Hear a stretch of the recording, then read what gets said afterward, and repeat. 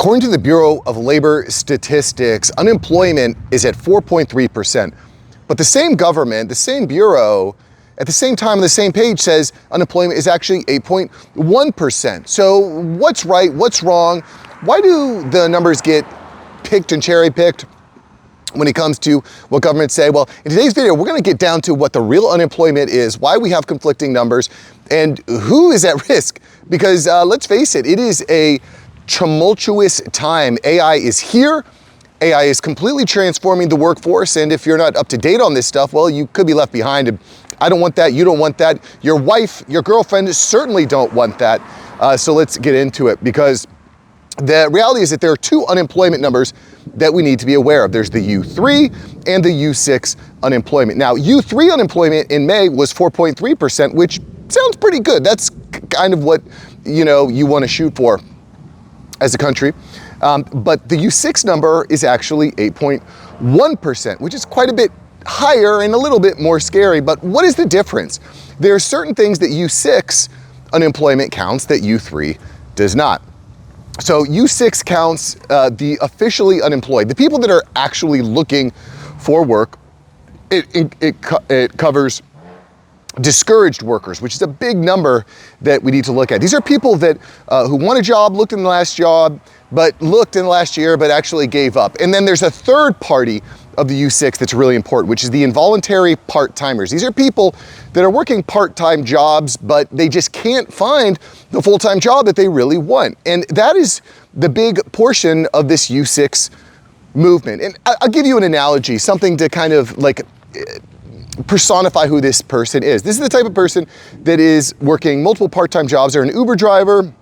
They're putting together these part-time gigs in order to feed their family. But what they really want is a salaried job and benefits and so on and so forth. They can't find it. So the deal here is that this person is showing up as employed, so they're not showing up at the U3, but because they don't have the job that they want and they are not fully employed, well, they're showing up in the U6 stat, which is a big deal. But here's the deal, guys. This is only part of the story, because AI is really churning and moving what it means to be employed. In fact, during May, AI was blamed for 40% of the layoffs, which is up from 7% in January and 5% all of last year. AI is more and more showing up as a reason for layoffs. And I was speaking to someone, I was in a meeting earlier today. I'm the fractional CMO for a SaaS company. And we were talking about one of our major competitors. And our major competitor just announced that they were laying off almost all of their staff and going to be using Claude to operate their business, which is absolutely crazy. And for me, that sends shivers up my spine. I'm in marketing. I don't want to lose my clients, my customers, my various income streams because of AI. That said, I'm using Claude to do a lot of this stuff for me too. So I understand how powerful it is. I mean, I'm not going to go into all the details of this video, but let's just face it. AI is fundamentally transforming the way that we do business. And you might say that AI isn't the big issue. It's not the only issue. And you might be right, perhaps not alone, because the reality is that white-collar jobs are on a massive decline, actually kind of terrifying. And when you look at it, I was watching the movie Rudy last night. Have you seen Rudy? Awesome movie. Well, in Rudy, Rudy really wants to go to Notre Dame. Why? So he can play football. But everyone is kind of saying, well, you get a college education there. And his whole life was said like, well, you're going to work in the factory, you're a blue collar guy. Well, for the first time in history, being a white collar employee is looking really crappy. Really crappy. Get this, white collar jobs have contracted for 29 months in a row. 29 months in a row, the amount of white-collar jobs available have decreased. Holy cow. That to me is pretty crazy. The former Glassdoor chief economist Aaron Terrazas even said that there has been nothing like it out within the last 70 to 80 years. That is nutso. That is nutso, guys. Like, you're going to college, you're getting a university degree so you can work that great dream job. You want to be in finance, you want to be an attorney, you want to be an accountant, you want to be in HR, you want to be in marketing. Guys, those jobs are drying up, and you just look at the data, like we're almost 30 months in, those jobs, there's less and less of the jobs. So you're not crazy. This is actually happening. This is actually happening. In fact, professional business service jobs opening fell below 1 million for the first time since April of 2020.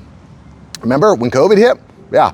Roughly 1 in 5 professional job seekers have been looking for 10 to 12 months, and some have reported over 1,000 applications with nothing happening. Guys, the reality is that the job market has fundamentally changed.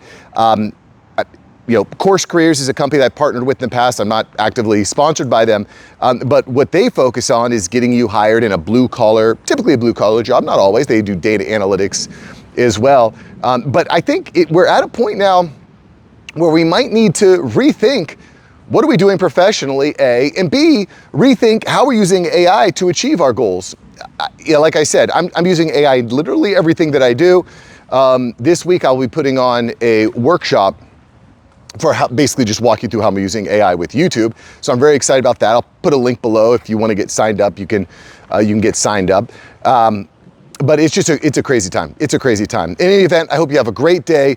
Thanks for watching the video. If you like today's video, go watch yesterday's video where we talk about, well, a traffic ticket. I got a ticket, and in and of itself, a traffic ticket doesn't seem like the end of the world, but what you might not realize is that you can get traffic tickets almost anywhere in the country, and you might not even be driving. How the heck can you get a traffic ticket if you're not driving? We have AI cameras all over the place, and I don't like it, not one bit. All right, boys, I hope you enjoyed the video today. I just wanted to highlight this, just kind of a quick video check-in, because I get really tied up in the government's unemployment numbers, and it's pretty shocking to me to see that the numbers are being fudged. I shouldn't say that it's shocking to me that numbers are being fudged, but seeing that difference in the U3 versus the U6 statistics, kind of a big deal. Kind of a big deal. So what do you think? Have you been in the market? Have you been looking for a job? Have you been struggling to find a job? Do you feel that these numbers are accurate? Do you feel like the stats are being played? Let me know in the comments below. And I've said this in the past, I've said it in the future. If you leave a great comment, I will pin it. I absolutely will, because this is, guys, I don't know how to feel about this. And the fact that AI is just picking up more and more steam, 40% of layoffs last month attributed to AI, that's just kind of a shocking number. 29 months straight of white collar jobs drying up. Where does that leave us? Where are people gonna be if there's no white collar jobs, if AI is taking all of those jobs? What are the jobs that guys are gonna be doing then? I mean, I don't know. And this is, I think, a big question. Anyway, put it in the comments below. I want to hear from you. In the meantime, have a great day, and touch grass. All right, touch grass. All right, boys, see ya, peace.